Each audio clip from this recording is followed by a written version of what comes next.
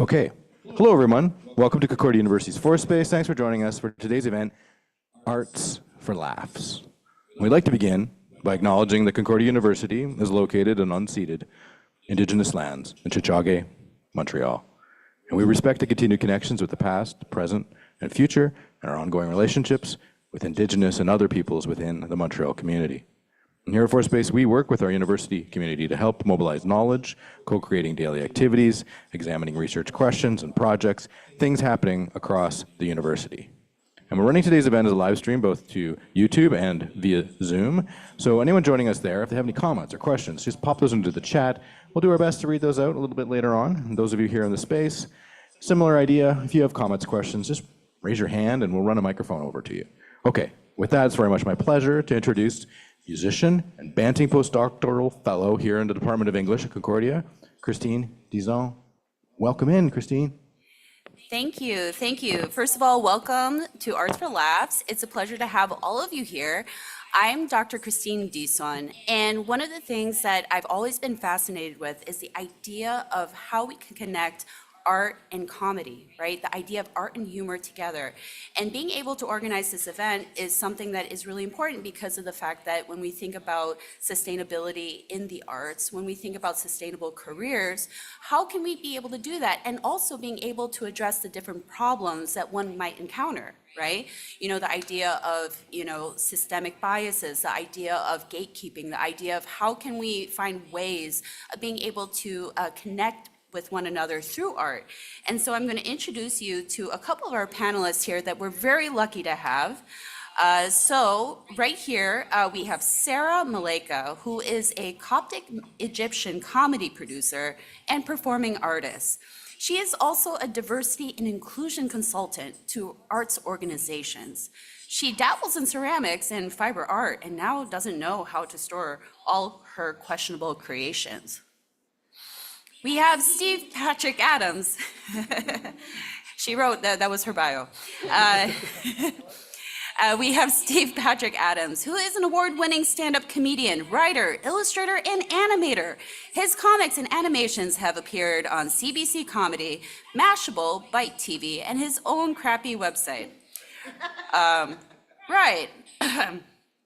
Steve has an animated TV show concept that just finished development. I should have read these before I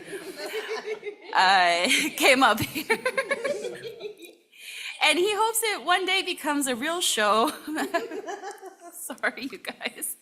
Appearing after reruns of Rick and Morty, but before the horny late night stuff.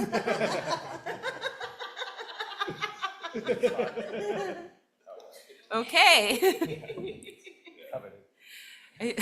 The next panelist we have is Dr. Tyler Lemko, who is an artist who makes silly comedy videos that over 1 billion people have watched on YouTube, writes ridiculous articles for publications like Vice, National Lampoon, CBS Sports, and Playboy, to drop a few, and enjoys generally being a fun, artsy guy who makes cool stuff.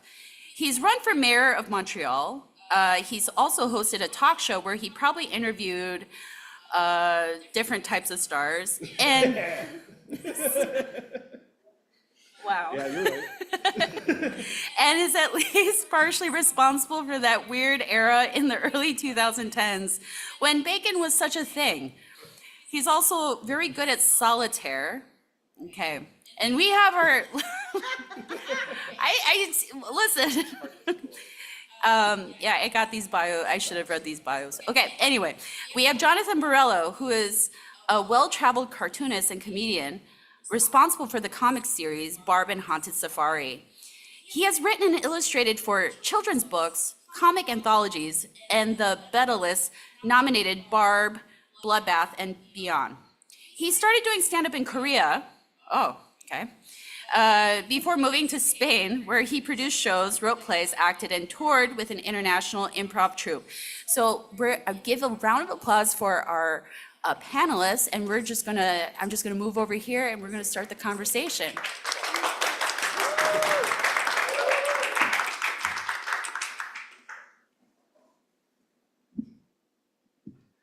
Okay, right. So now we're here. Right now we have our audience who are also doing drawings. So thank you for facilitating that, Tyler. So the first thing that I wanted to bring up in regards to different topics, right, is the idea of, connecting art through comedy and talking about how, as artists, through your different experiences, have worked on creating sustainable careers and the difficulties associated with that. So we could start with John. Ain't nothing sustainable about it. You gotta do this for the love of the game, I guess. What exactly was the question again? So About sustainability in like the arts careers and how you're able to find that. yeah, I guess I haven't then. You're here. I'm here. As long as you keep doing it. I mean, it's easy to lie in a resume. I find that very easy. I guess like just taking opportunities when they come, like keep doing stuff. Make sure it's something that you would do for free, no matter what, because probably you'll be doing that for most of the time. And that's kind of how I've always approached making comics and writing and stuff like that, because like, well, this is a hobby for me, and when I make money from it, I'm very happy. But like, I know that I'm going to wake up and do it anyway. So it's like, sustainability is just like, grabbing one branch, hoping there's another one you can grab onto, but like knowing that, there's no branch, I'm falling, but I'm still going to draw these things, I guess. Yeah? I think, go ahead. Go ahead. Yeah, you definitely have to do it because you love the art form, but I think you also need to manage what opportunities you also take on. Like, as an artist who's trying to persevere, you have to protect your energy, your time, the spaces you go into, because if you go into every single art space that's available to you, sometimes it causes your sense of self to be muddied. So like maintaining your focus on what your voice is and protecting that also helps a lot. For sure. And to add to that, I think that like if you have a hard time finding opportunities, the beautiful thing about being a creative is like just make opportunities. Like you're a creative, create an opportunity, make something for yourself. And like you said, like you have to do it because you enjoy it and love it. You can't I don't recommend starting a show or a comedy series or whatever, like a cartoon or whatever, if you're just trying to like make a living off of it. But I do think it's extremely possible to make a living off of it if you do it consistently and you're dedicated and you take it seriously. I think specifically to comedy, I don't know who said it, but there's a saying that like being funny is really easy, but comedy is really hard. And it's true, because like, yeah, taking it seriously as a career and doing it, like pursuing it means making sacrifices and doing things you don't want to do, but you can create your own opportunity for sure. I think to add something a little different, is it's also always good to be showing your craft off to the world, to your friends, to your family, because eventually they will take pity on you and give you money for your skills. This is literally, I think, how I've made most of some kind of career out of illustrations and comedy and animations, is just showing people, what you got, and yeah. I guess being out there, you'll make connections. People will want your work. Maybe not in 10 years when everything crumbles from AI, but I think for now, your talent, Steve, your stuff's gonna blow up when you die. that's my gut feeling, yeah. No, this is really great. And, I have a microphone now. I have right here, so. But yeah, so I mean, this is all really great because I mean, when we think about the hard part of having to do things for free, and being able to, like with what Tyler had mentioned, the idea of being able to be your own entrepreneur. What are things like? I mean, each of you have different backgrounds. Like, what are things that all of you have done in regards to like having that courage? Because it's scary to start your own show, So anyone, if Huh? Well, I guess when I mentioned when I moved to Spain, I was realizing that they didn't really have a whole lot of like English comedy there. Surprise. But there was like a fairly big English community or English speaking community. And I had gotten addicted to doing stand-up, so I figured, oh, I bet I could probably just go into one of these locations and just ask, like, would you guys want to host a show here? And then we'll figure out we'll cut the door, we'll do something, we'll make an arrangement. And that kind of led to like creating a couple different shows that we ended up producing. So it's basically just like, do you want this? Yeah, I want it. Like, what does it take? Walk into a bar, ask if they'll do it for you. And then you end up becoming a producer, and you kind of learn that it's not as scary or as hard as maybe you thought. And like, yeah, like to Tyler's point, make your own opportunities because you can. It's like barrier of entry is you, basically. I do think, it is quite a hurdle because like doing comedy, starting out, putting on your own show, putting stuff out there in the world is very embarrassing. I find it every time I'm about to put something out, I feel like pre-humiliation and all these awful feelings. But ultimately, the feeling of not putting out anything is worse. And based on that cold calculus, you should put your stuff out there in the world.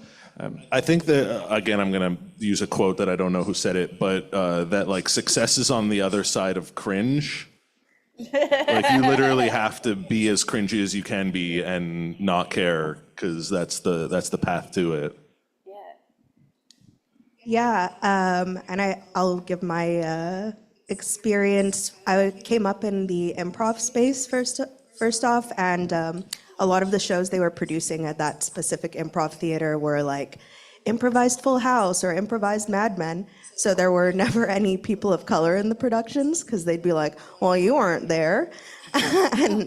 and yeah, so then I realized if I didn't create a space, I wouldn't get any stage time. So then that was part of also the impetus, sort of similar to Jonathan too, of being like, well, I want to do this thing and there's nowhere to do it unless I create the space for me to do it.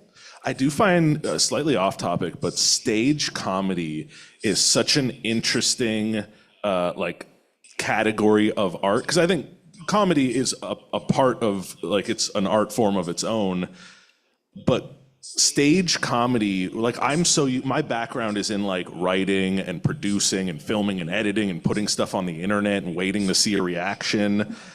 And then when I only started doing I guess now it was a couple years ago, but I don't do stand-up very often, but the times that I've done it, it's like overwhelming the immediate gratification that you get from saying something and getting a laugh of someone in front of you, that's like such a powerful feeling. It's so different than, like, even I'll work on paintings for months on end, and it's a good feeling when you complete something that you put a lot of work into, but it's really tough to compare to like being in a room with people and feeling that energy and saying something that is getting a response is a wild thing. You know, and I think you bring up something really really interesting here, Tyler, in regards to that immediate response. You know, the idea of that power of laughter, right? Like a lot of people wouldn't like sometimes connect the idea of art and comedy or art and humor as a means of like expression, and seeing and actually understanding the, you know, how it can be instantly gratifying and powerful, you know, in that moment of time. Yeah. And valuable and useful. I think that like comedy is a art form, and I think it's one of the most powerful ones. I always say that comedy is like, I say comedy is cheese. You know how when you have to feed a dog its medicine, you wrap it in cheese? People don't want to learn things. People don't want new information. People are stubborn and don't want their minds changed or anything like that. But I find that comedy is like the most powerful thing in the world for getting a message through. That you can convince someone of something, or you can teach someone something if they're not realizing that they're learning and they're just laughing. So like a little sugar with medicine, is that? Exactly. Comedy's cheese. You can. Exactly. Of course, you can also get a terrible message across that way. You absolutely and people can. have. Absolutely. Lots and lots of people have. Careful with your sugar. No, I mean, I think that's something really important. And so one of the things that, and this is for all the panelists, of course, how can we connect that, these things, these ways of expression, through art, through creative practice, in regards to being able to have, that resonance, that unexplainable moment when you have that gratification, but at the same time, that connection, with audiences through creative practices. Well, I think the way to connect with an audience and grow an audience is focus on your work and like do good work and be consistent and like I can't curse here, can I? I was just gonna say make dope shit like consistently and for a long time, and people will love that eventually. You could also try telling them what they want to hear as well, and sell your soul. But no, I do think also it comes across as usually as insincere, and them seeing you do something you really want to do. I think it does come across whether you're on the stage or you're putting stuff online.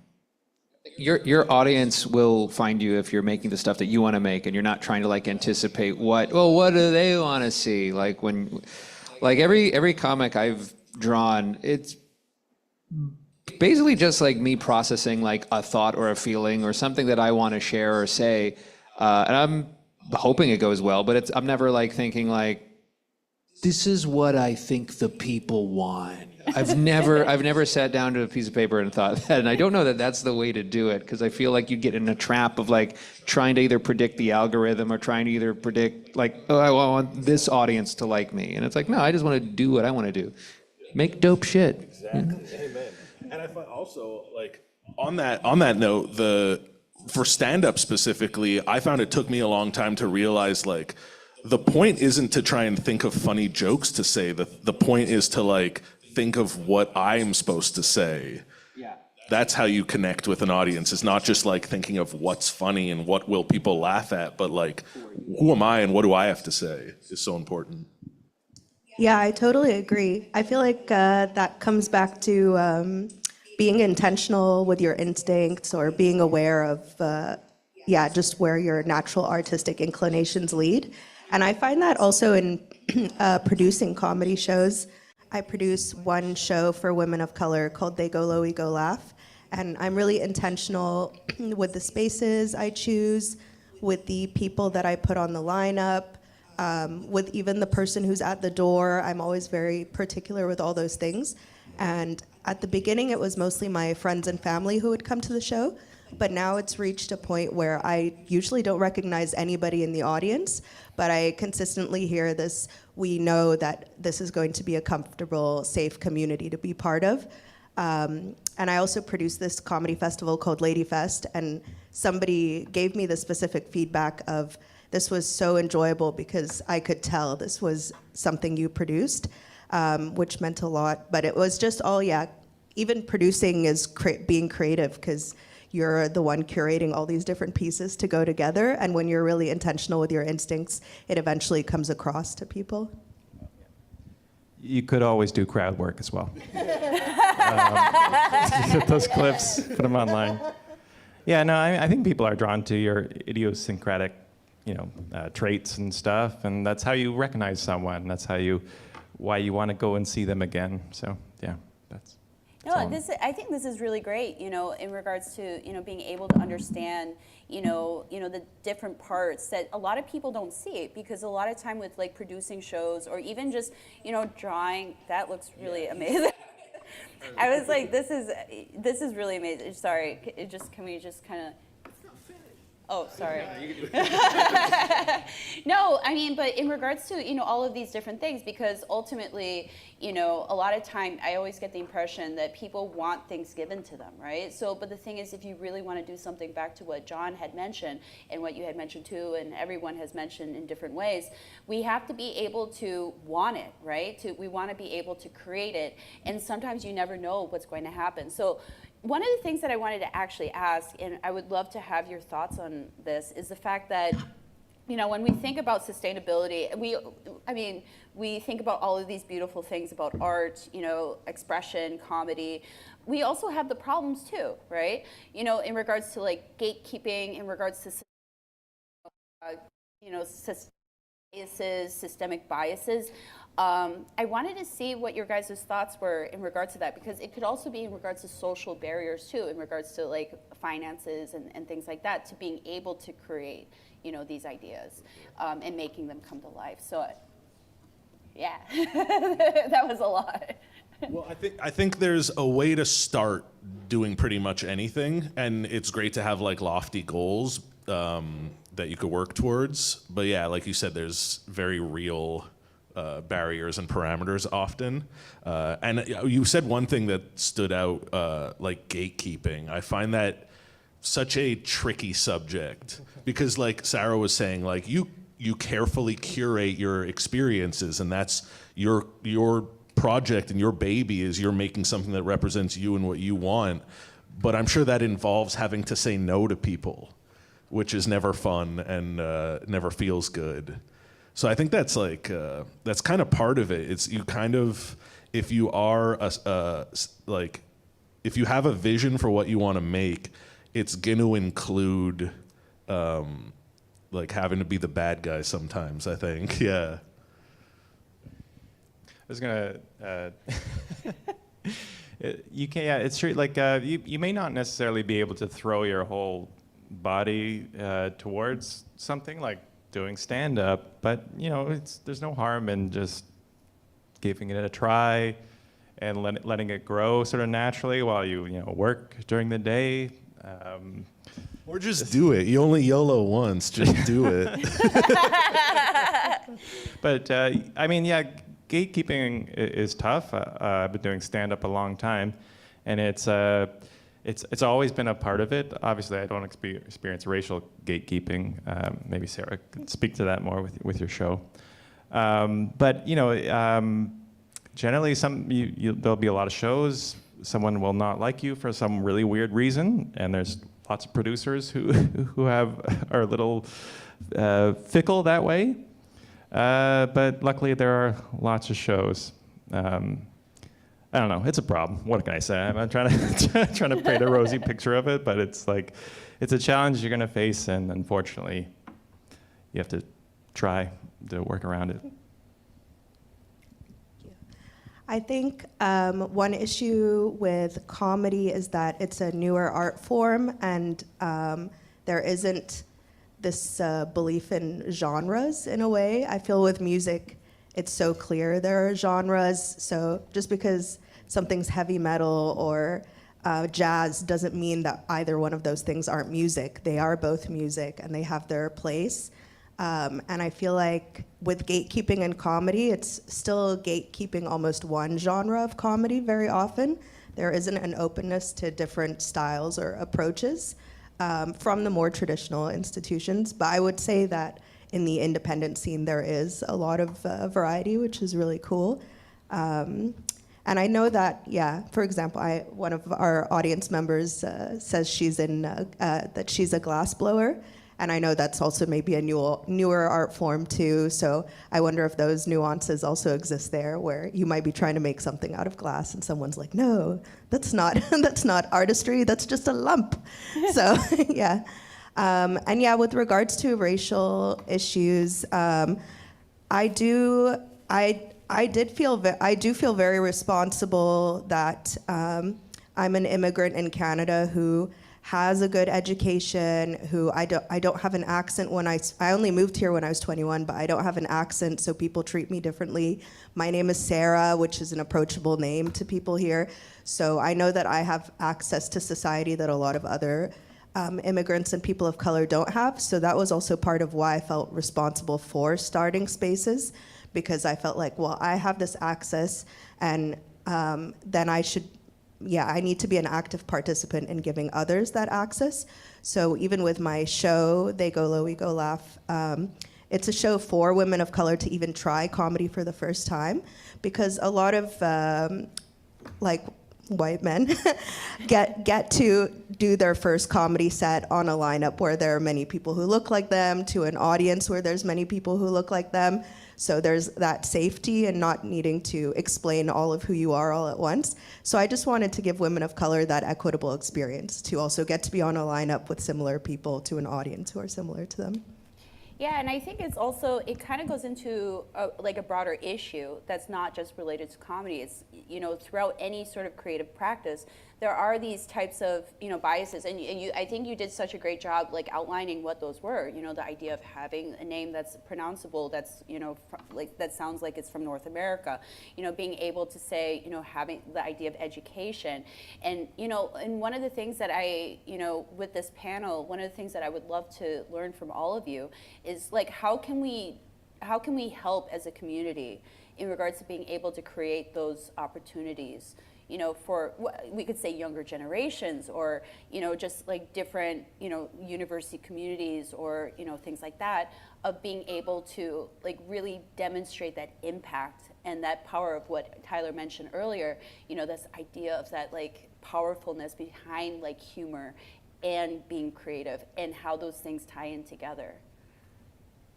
So how can we support it? How can we support that Yeah, ecosystem? That type of ecosystem. Well, I think, correct me if I'm wrong, everyone, but it seems like there's more and more new ideas and things popping up, which is awesome to see, that people are like creating spaces for themselves and their tribe, let's call it, like even outside of like standard demographics. I think comedy is such a powerful tool that I would love to see people go into more like, if you're really into like physics, you can make a show or perform live or do things about physics, but if you're funny, then it'll be that much better. Like, comedy is such an amplifier to a message. So I'm getting off track, but all that to say, I think more people creating spaces for themselves and for their people, you ultimately attract the audience and the community that you're looking for. How can individuals support that though? Other than like, hey, great job, I'll show up at your thing. I think just also, yeah, like what has been said a lot, but just having a variety of different types of shows, of different genres. I used to help put on a alt show, I guess, for lack of a better term, but just for, you know, weirder comedy, which you know, comedy fans, people who identify as comedy fans, often prefer that sort of comedy to the clubs. And just talking about like opportunities and finding support, Yeah. I find if you go more niche, your odds of everyone needs support, and everyone's going to the same 6 government grants. I think diversifying comedy allows for more sponsors and brands and whatever, like people to get involved who typically wouldn't get involved with a standard lineup stand-up show, but when they see that it's about this thing that their product or service or whatever is in line with, I think it opens more doors when there's more niche productions. I like what Steve said about variety. Like every single comic anthology I've been a part of, or like a writing anthology I've been a part of, like part of the joy of an anthology is that everyone's got like a very different voice, and it's not all like one perspective. So you kind of like, my favorite thing in comics is like everyone has like a slightly different sense of humor, even if they're talking about the same things, but everyone like writes the joke different, and everyone's art style is very different. So like from going one page to the next, you're like, oh, I'm seeing a lot of different types of weirdos out there, like just telling their little stories. I think the same thing goes for like a show. Like, I would want to go to a show that has like a lot of different types of people on it, that have a lot of different types of points of view, because that's more interesting than hearing like, okay, it's more of the same thing every time. But like, yeah, a variety. It's a good way to support it. Yeah, sorry, I don't know. I have to keep clearing my throat. No, I totally agree. And I think since university students often skew younger, yeah, I would sort of put the message out there, like to what everybody was saying, is that there's nothing better in a way than being yourself. Even if you're not explicitly an artist, you're applying in engineering or accounting, whatever. All these like agent firms, et cetera, get so many CVs constantly. So the more that you can connect with yourself and be yourself, the more that you're going to stand out and bring something to the table. I feel like when I was a young person, I suppressed my instincts a lot because I just wanted to blend in or fit in or survive my university experience. And the older I've gotten, the more I've realized that, yeah, I sort of grieve that, and I put more intentionality again in getting in touch with my instincts and being more myself. And I've grown so much more, whether as a professional or as an artist, et cetera, and just like a happier person when I'm really just allowing myself to be myself. It connects with what Tyler said about like getting past the cringe and just going there. Honestly, I feel like the thing that holds most people back is a fear, probably like a fear of judgment or embarrassment or whatever. But like, I got the green light. Fuck them. Like, who cares what other people think? Make your thing. Yeah.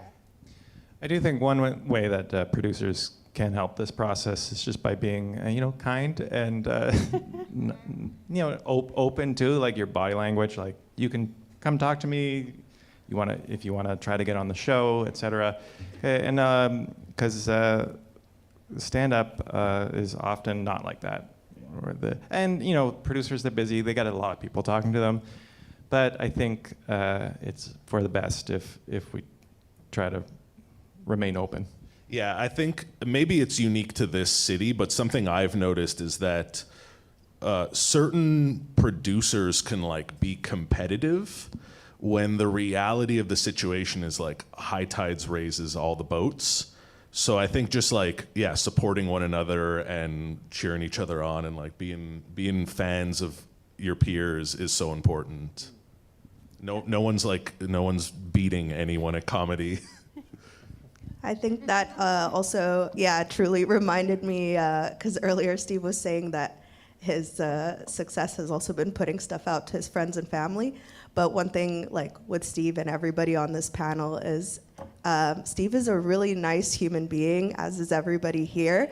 And there's a lot to be said for that in the arts. You can be as talented as a producer, comic, artist, whatever, but if you're not actually pleasant to be around, then that ends up blocking you from a lot of opportunities too. So there's actually so much to just being nice to be around in terms of continuing to pursue your voice and your place.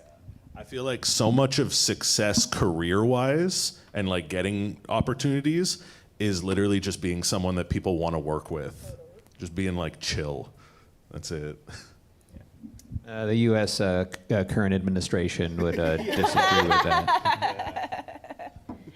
No, and I think it's really, it's so interesting because of the fact that, a lot of time, back to what everyone had mentioned, this idea of being really excellent at what you do, right? You can be excellent, but if you're really not great to be around, be like, oh, John, geez, type of thing. And, being able to also understand the value of networking, right?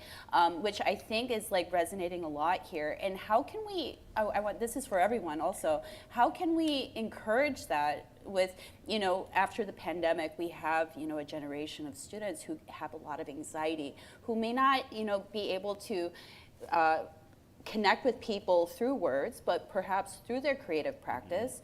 How can we encourage that community of people to be able to, really have the courage to find their voice? Well, I think I've always I'm not a super social person, and I think in comedy it's been helpful just to one, when you do put yourself out there, people will often come to you who are more social, and so even if you do struggle with that way, if you do have a lot of social anxiety, as long as you're making yourself present in some way, and you're not terrible for, sometimes it can be bad, or you get better or whatever, but people will want to talk to you. So don't let that stop you from trying. I think I said it earlier, the barrier of entry is like you and how much you want to do something. Like if you want to do it, literally put yourself out there. Like, yeah, it'll be embarrassing, it's exposing, but like nothing ventured, nothing gained. Like you'll always wonder, like, what if I could have done that? Like maybe you could have. Do it. I don't know. It's it's a hard thing to get over, but like once you do, you'll be like, yeah, I'm glad I'm here. Or maybe I shouldn't have been here, and then maybe you back out. Who knows? But like, yeah, you got to try. I think push through the anxiety. It's tough. Everyone's anxious. When you meet someone for the first time, you're always thinking like, oh my God, how am I coming off? How do they like me? Like they're also thinking the same thing, mostly about themselves. Like so, just kind of take that with a grain of salt and be like, yeah. We're all trying our best. We're all doing what we want to do. Yeah. And, sorry, go ahead. No, I was going to say there's also some power in like statistics or numbers in terms of when I was in 8th grade, I was in this like very new school and there were only 8 kids in my grade. And so I did feel very lonely because it's very hard to sort of find your tribe in that small of a space.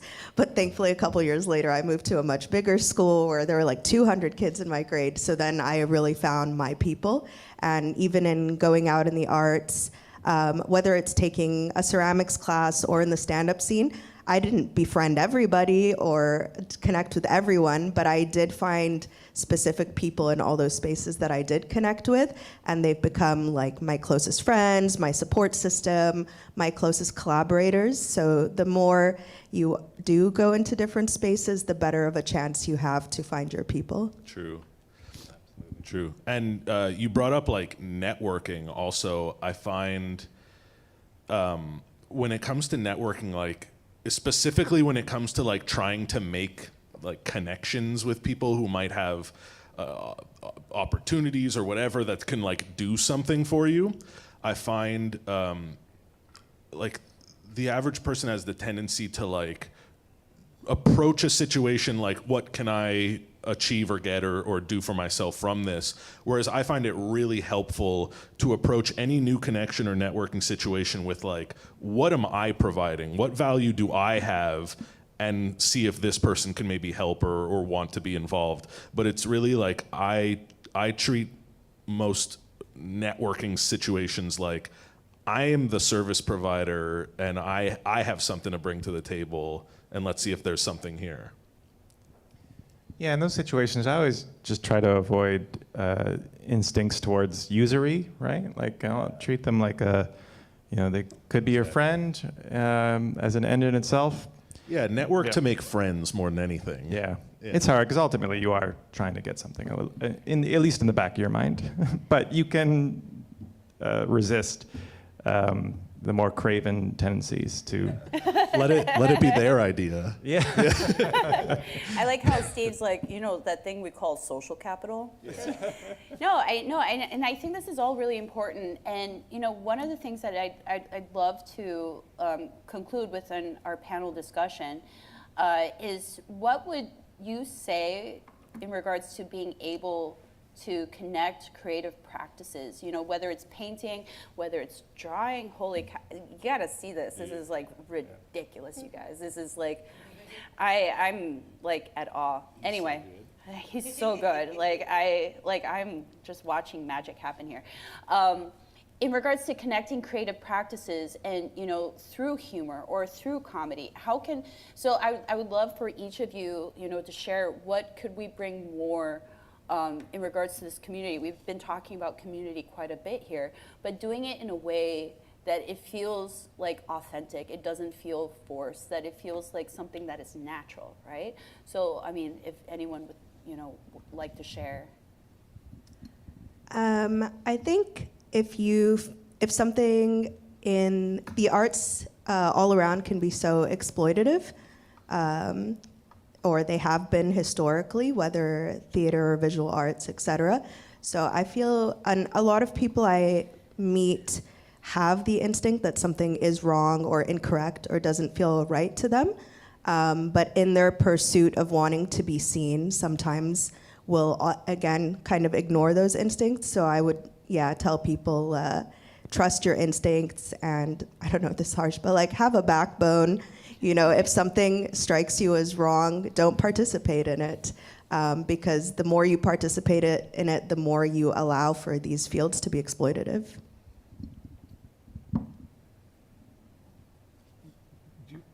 Do you mind? Yeah. Do you mind like saying a bit more? No, I'm no, not- it's okay. So like, for example, when we think about the creative practices, right? I mean, it can even be in writing, it could be like, as I mentioned, like everything. And being able to find ways of, because humor is really powerful. I mean, even reading your guys' intros was really funny. I was like, oh, this is going to be a really great start, and finding ways of using humor and creative practices as a way of being able to engage, like reach out to someone. It's so difficult to even For put in sure. words. Like to reach out to someone who may not, like Steve mentioned, like the idea of not being very social, like being able to like make something come alive inside Totally. that person, I mean, it's kind of the essence of like art therapy, which is like some things you can't put words to and you have a hard time expressing verbally or like making sense of. That, yeah, maybe it does need to just be some colors splattered on a canvas and that's how you feel. I think art does such a fantastic job of like letting us express ourselves in so many unique and interesting ways. Yeah, I think that's why I got started doing sort of illustrations and animations was, well, they were kind of like ideas in my head that I can't just quite get across in words. It's not the full idea. And when you do bring in things like illustration and animation and video, you can you have a better chance of capturing that idea, I don't know, more perfectly or how you imagined. And there's so many comedic things that are visual too. So, and there's a certain, especially with the visual element, there's a real immediacy to that, whether online or in person. And that's certainly a way to capture people or their attention. They're already interpreting your work whether they want to or not, because it's the visual, it's there. Yeah. And you also don't need to be good to like express yourself. We don't all have to be Borellos over here with masterpieces. He's the only good drawer here for sure. Yeah, like you could just scribble some stuff, and if that's how you feel, then that's valid. Okay, but have you seen this? I also think in terms of like community, being an artist is such like a cool club you get to be in that like the billionaires who are slowly killing the planet, not so slowly killing the planet, are like they would give it all up to be in this club and they can't.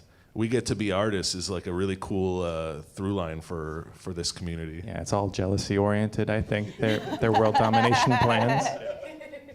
And figuring out like the medium you want to work with is kind of fun too, because because we're doing like very different media sometimes, and I don't know if you feel the same way, but I've always felt like, oh, this is a joke that only works on stage, or this is a joke that only works as like a post, or this is a joke that only works as a cartoon, or this is a joke, and it kind of like is they don't always translate cross medium. Sometimes they do. Actually, I recommend there's a pretty good documentary about artist Wayne White, who did a lot of the puppets for the Pee Wee Herman show. I don't know if you know him. He's pretty cool. The documentary is called Beauty is Embarrassing.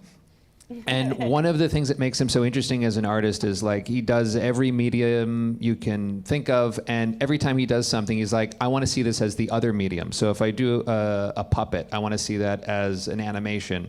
I want to see that as a painting. I want to see that as a poem. Like, and it'll just keep going on. And then I'm finding like what works best for like your voice is, I think, an exciting thing. Like, because you might not know, and you might figure out, oh, that's a medium I wouldn't have tried before.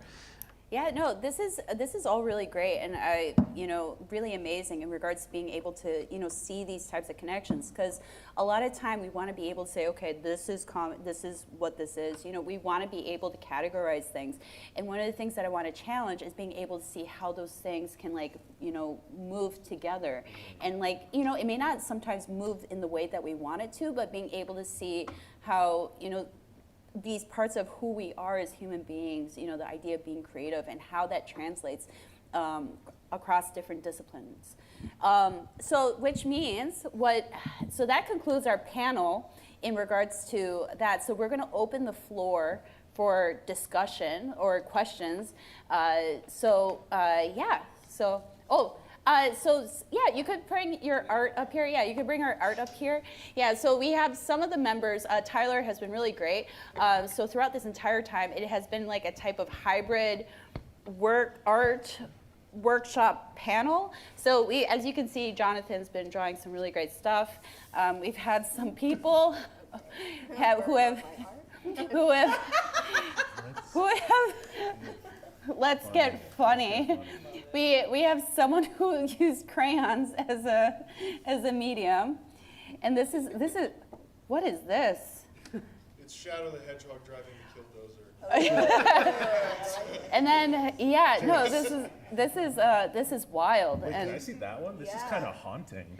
this is It's a yellow guy. It's a yellow guy. Yeah. Cool. I titled it on the bag. I love it. and so Yellow guy. Hard to see. and this is us. Oh, So wow. this is us. Check it out. That's great. I swear, John, you have more hair than what's there. No, I'm just kidding. Okay, so this is really great. So yes, so does anyone have any questions about the different things that we've talked about? We're going to have the microphone go around. Yeah, if you have any questions, comments, queries, concerns, jokes, We have please one- raise your hand. We'll bring this to you. And just for those online, I'm going to go ahead and remind you that you can pop your question into the chat or raise your virtual hand and we'll call on you. So, yep, question at the front.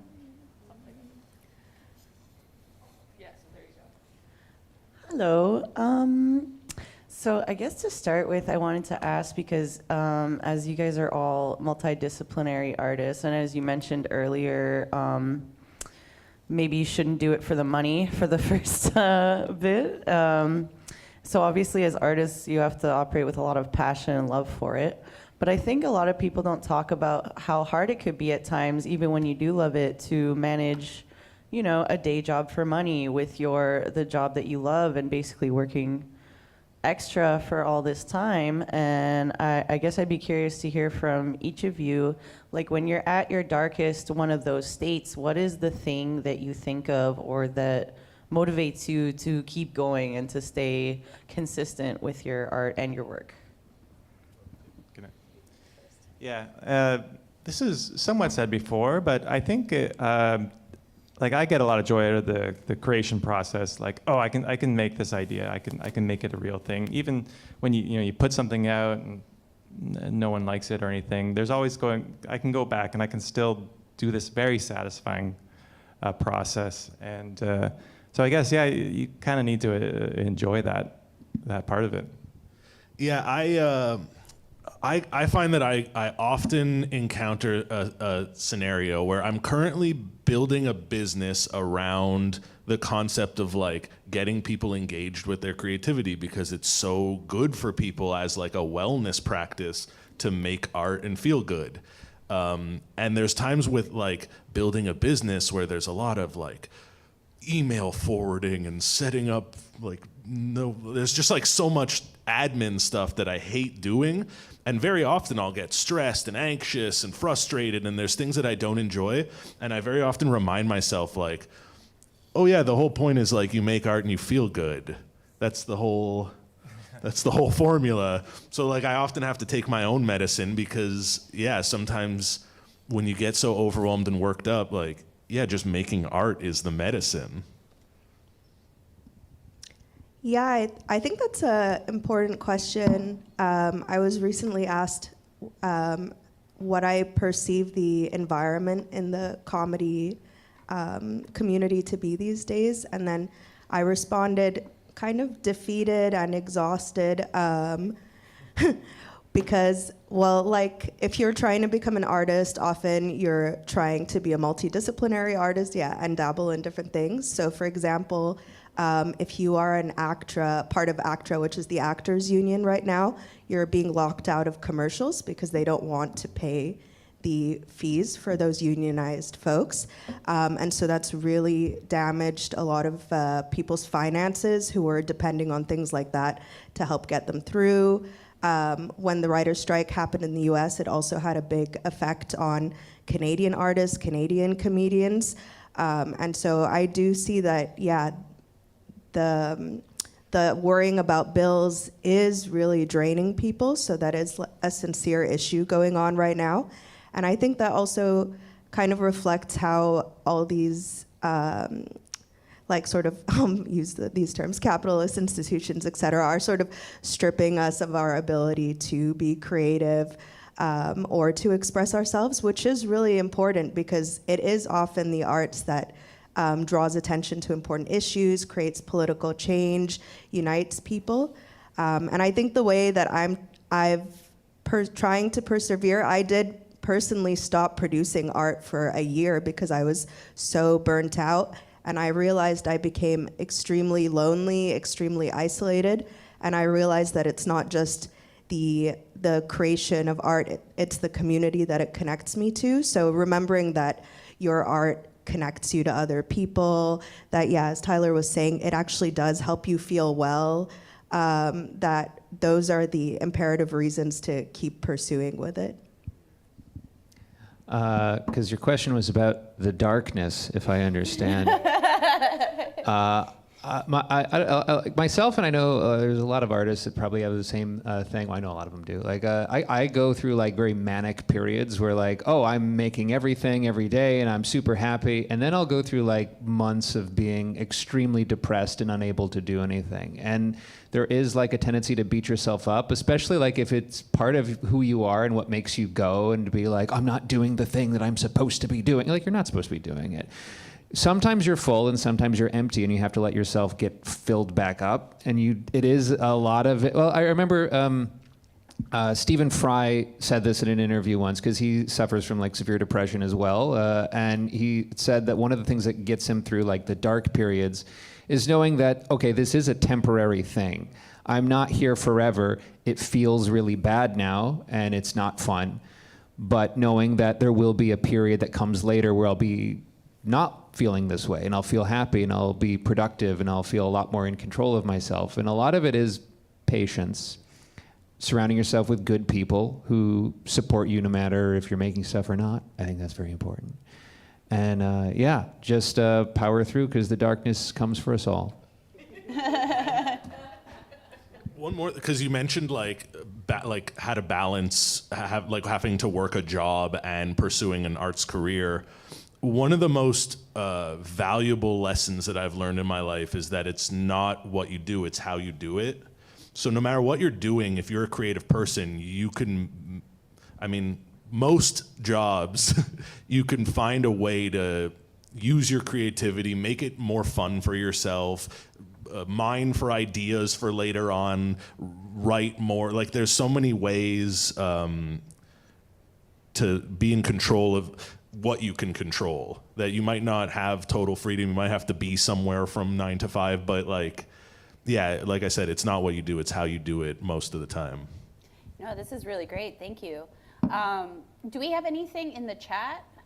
Oh, no? Everyone's like, oh, this is so clear. Oh, we have one more, another question right here. There you go. So when we're being creative, it comes from a deep place within us, right? And with comedy, the reaction from the public is so direct. So I'm just curious, because I'm new to this, how does everybody process or deal with the vulnerability and the exposure to whatever it is we're doing? Like from an audience or from viewers? Everything, like, because when you're on stage, you're up there, and Yeah. I knew a lot of, like any artist, your work, there's always some sort of element that you're working at. Either you want to be seen or you're sorting something out. But it's just like that element of vulnerability and like maybe self-judgment or judgment from the crowd. How do you process that? How do you put it aside? Because it's always, I think it's always there, and you just got to manage it. But how? I think it is a muscle that you train the more you do it. I hate training. But I think that's partially also why it's important not to use comedy as therapy, because you are getting that immediate response. So if it's something that's really fresh, like you just went through a breakup or you just like lost somebody or something, and you go out on stage and you talk about it, it's so close. So it's really, comedy is a field where it's important to give yourself a little bit of space, because then over time, it is still there, but I'm able to dissociate a little bit that what I'm saying is my writing, and if the audience doesn't laugh, they're giving me feedback, and that's helpful to me to improve the writing. So if it's something so fresh or that I'm so attached to, then I would be thinking more about my relationship to the content, but I really have to think about it as literally just the writing and have that separation. But I would say that it took me like a couple of years to build that muscle in my mind of how do I separate the writing from myself. I would say just be shameless. Just be shameless. I don't know if I have like Asperger's or something, but when I perform, it's very much like I only care, the only audience I care about is myself. And if I think something's good and no one laughs, I'll think that they're wrong.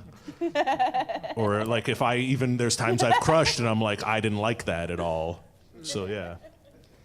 I think just when you do it a lot, and it just becomes sort of like, this is just one more show, right? Like this is not gonna make or break you. So, and while I know like sometimes there's shows that make you feel devastated, you'll feel terrible, and yeah.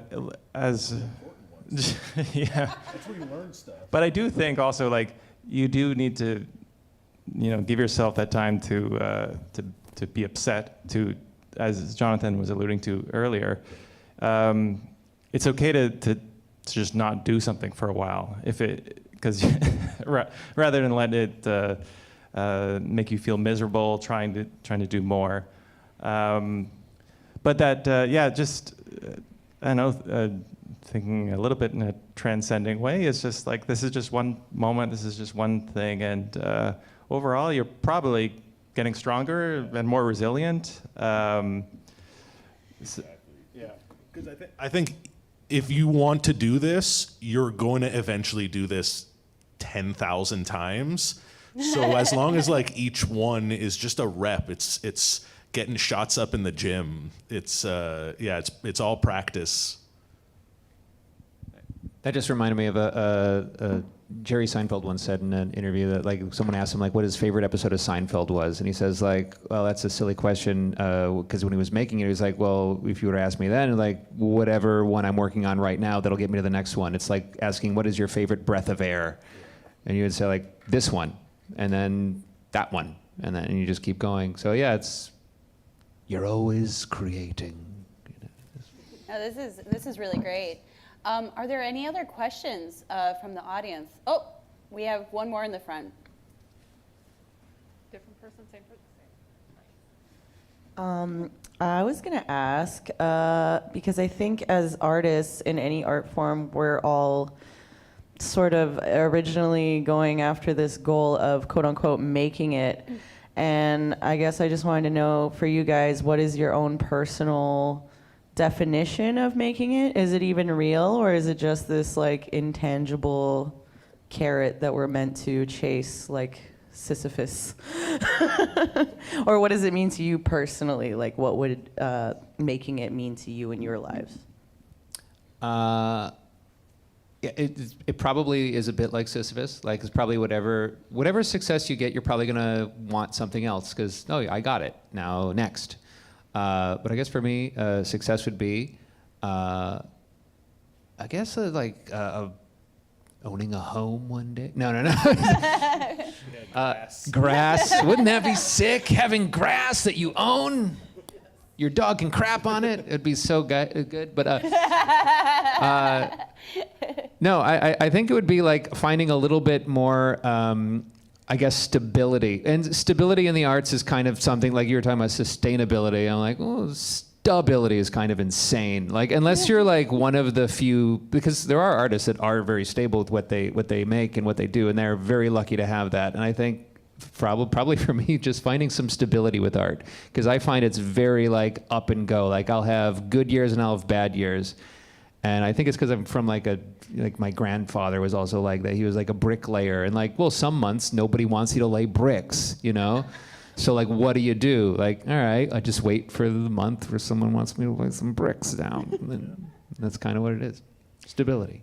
Yeah, I don't think it'll ever feel good all the time. Maybe it'll feel good a little bit more of the time. But I think maybe finding a way to not depend on that goal for your sense of well-being and contentment as best you can. That could be success. Yeah, that could be, is still doing it while feeling just better about yourself, I guess. To me, success has nothing to do with like money or fame or anything like that. It's mostly like time. It's having the freedom to create and do, like, wake up in the morning and be like, what do I want to make today is success. I think for me, success would be, there's a comedian named Julio Torres who I saw the show named My Favorite Shapes during JFL in 2018. And I remember, he was literally just showing shapes like to a camera that was projected behind him. And I was like, oh, that's so that person. And he's so free in himself, or that's what he was conveying in that moment. So I feel like creating something like that where I'm like, oh, that's so me. Like, it just, and that I feel like I've become that free in myself or that free in my expression. And I think also on seeing producing as creativity, it's really important to me to leave the scene better than I found it, and to see more people who look like me feeling safe straight away when they get into comedy, and not having to go through things that women or women of color have been through before. Because I'm already seeing it like people who don't have this like sort of comedy trauma of how vibrant their voices are. And that's so exciting to me, to be like, oh, there's gonna be people coming up after me who aren't like fearing for their safety or fearing that somebody's gonna say something aggressive to them, and they'll really actually just be able to create their own art. And when you don't have those fears and you're actually just able to think about your art, like, it leads to really great art. So yeah. This is really great. Yeah, you can bring it up here, of course. Oh, wow. Oh, wow. That's, wow. That's, Ho, ho, ho, boy, looking at the crowd. I just know that you all on the naughty list. yeah, we gotta put that down right there, yeah. No, that is definitely solid. Okay, so do we have any questions in the Zoom? No, none? Okay, well, that concludes the panel portion of today's event for Arts for Laughs. And if you are still at home, you're more than welcome to drop by at Fort Space at Concordia University. Afterwards, we have an art exhibition featuring art from local artists, local Montreal artists, who are also comedians. And we want to encourage you to support local comedy. If you're not able to drop by today, that's okay. If you check out our website, artsforlaughs.com, you'll be able to find the information about the artists and be able to contact them through social media and things like that. So first of all, thank you very much for everyone's time, and drop by. We also have a stand-up comedy show later this afternoon.